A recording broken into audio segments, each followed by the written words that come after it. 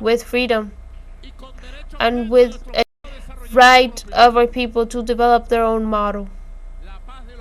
The peace of the victorious peoples and those who are rebellious as well. We could also add a last name. What peace do we want? The Bolivarian peace, the Republican peace. We want to win the peace through all of the ways of fight that a people has to reach to earn and to win peace.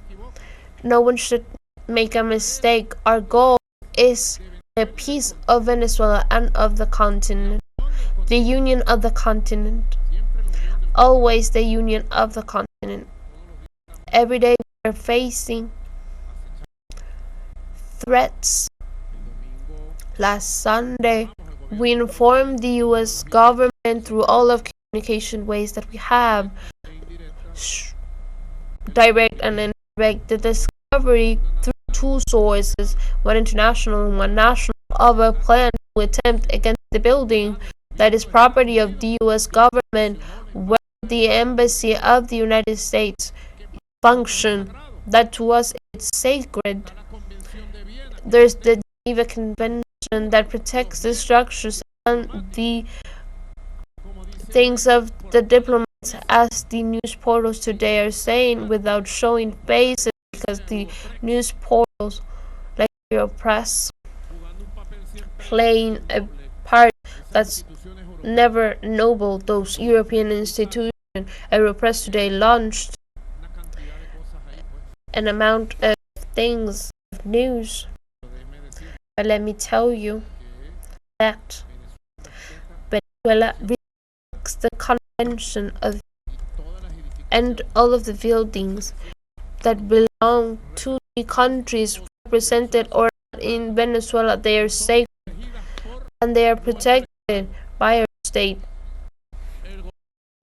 The government of the United States was notified on Sunday, and Sunday itself, and yesterday, Monday, Minister Dagoberto, Minister of Security, lead personally action with the coordination of security who protects that embassy, which is functioning with new security coordinations. There's personnel there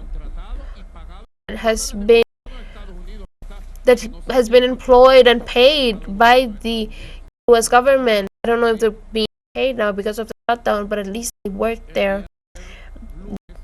Yesterday, Monday at 3 in the afternoon, through the ambassador McNamara in Bogota, the deputy Jorge Rodríguez, the chief of the delegations of peace of Venezuela, informed officially to McNamara and the government of the United States, and through other communication ways, the names, the last names, and the locations in the United States of the people that prepared that attempt that was frustrated and that failed against the place of the embassy in Caracas. The government of the United States, through the Department of State and other ways, has the complete information. I haven't been given the order for that information to the public, but if it's necessary, we will give it because we have the evidence. Through reasons of taking care, we prefer to inform the government of the United States. So, trust that they take care of their personnel here in their embassy. They do the investigations and they proceed to the immediate capture of the terrorists who operate in their territory, the terrorists that prepared the frustrated and failed attack against their embassy that are going to happen between Sunday night and the Monday as an incident to escalate the violence. It is in the United States of America, and they have the name, so you can't act like crazy, because then they start launching out news and news. Today they launched news that they don't have diplomatic relationships with us.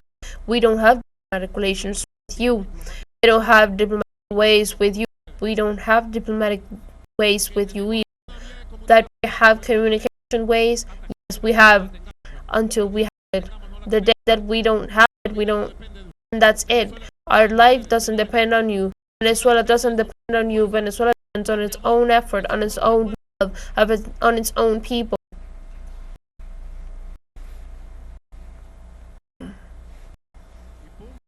And period.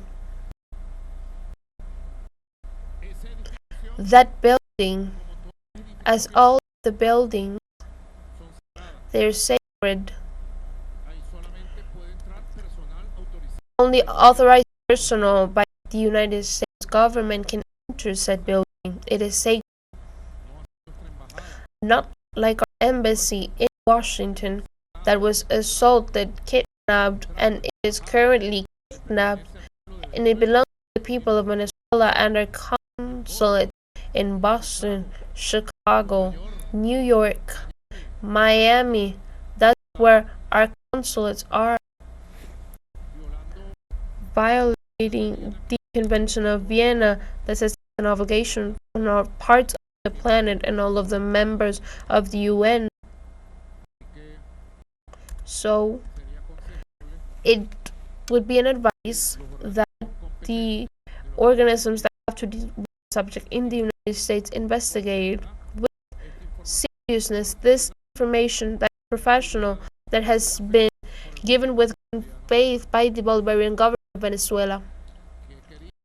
What they want an incident to start what they have called phase 2 of the aggression, of the ecological war and the threats.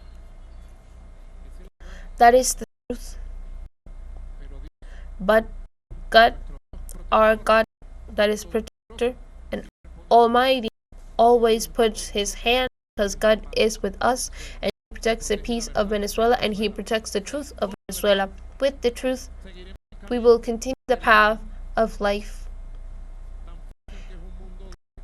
With how easy a good world of living by sides, words mean something when international law is respected, when goodwill is a conversation subject and agreements to shared development is possible, different to the bombarding, of killing, of assassinating, of conquering, of dominating the world. It is so easy to have a different world, another system. Another system has been born. These are the birth pains, as Commander Chavez would say, the birth pains of a new era, that as Silvio could say, the era is breathing and hard, and yes, it can do more, and yes, it can. And the era will birth new times where humanity will truly be humane. Take pride, the ambassador, that on a creation that has the strength of Francisco de Miranda. It was in Havana, Cuba, that the colonel of the Spanish government, Francisco de Miranda, arrived to the conclusion that it was the moment of starting his travel to the liberation of all of America. They had already combated the Spanish government there in Morocco. And there, he left in a ship all the way to Florida. Very early, he participated in the Pensacola battle, which was a key battle in the south of Florida, which impacted the process of liberation of the United States, the British Empire. Francisco de Miranda, can be said, is the most universal of all of the libertarians of all of our Americas, who created the idea of Colombia for the union of all of South America and the union of the continent, who created this flag that is yellow, blue, and red, and which was the symbol of the libertarian armies that went through all of the Americas and was victorious in Carabobo, in Boyacá, in Pichincha, in Cuni, in Ayacucho,